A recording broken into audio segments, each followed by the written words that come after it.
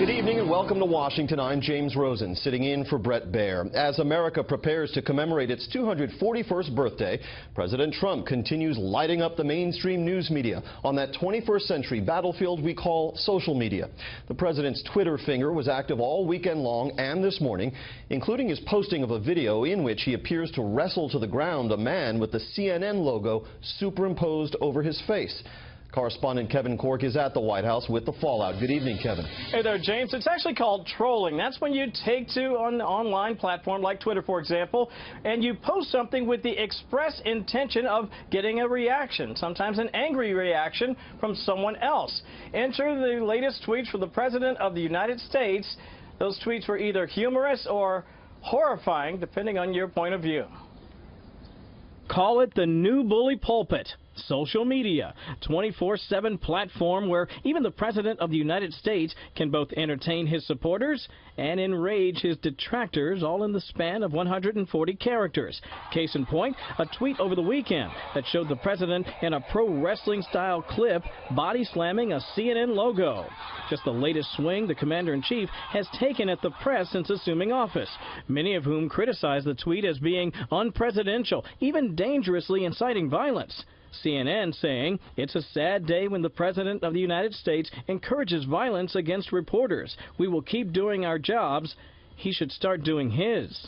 The President responded tweeting, "My use of social media is not presidential. It's modern day presidential. Make America great again."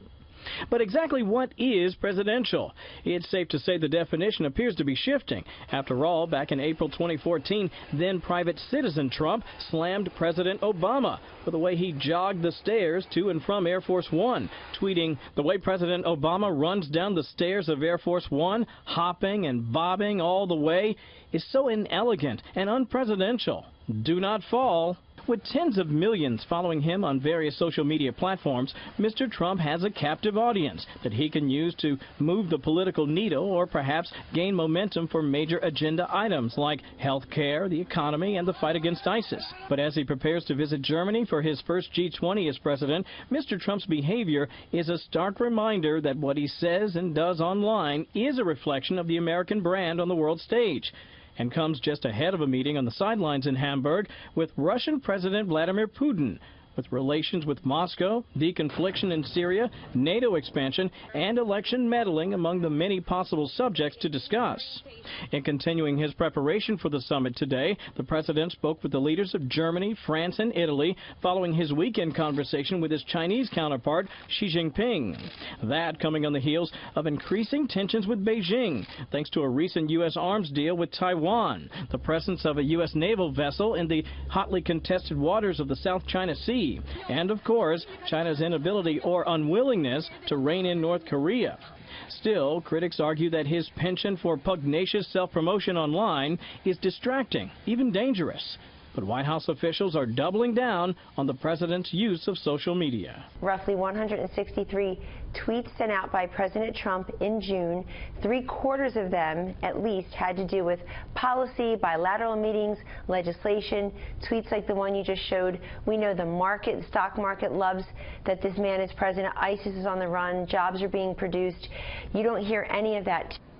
Presidential counselor Kellyanne Conway. By the way, the president also took to Twitter today, James, to express his support for a critically ill 10-month-old boy. His name is Charlie Gard. You may have heard this story. He actually suffers from mitochondrial disease. He's in a hospital in the UK. The hospital wants to keep him there and retain the right to perhaps remove him from life support. His family would like to bring him here to the U.S. for experimental treatment. We'll be watching that story very carefully. Back to you. Indeed. Kevin Corke live on the North Lawn. Kevin, thank you.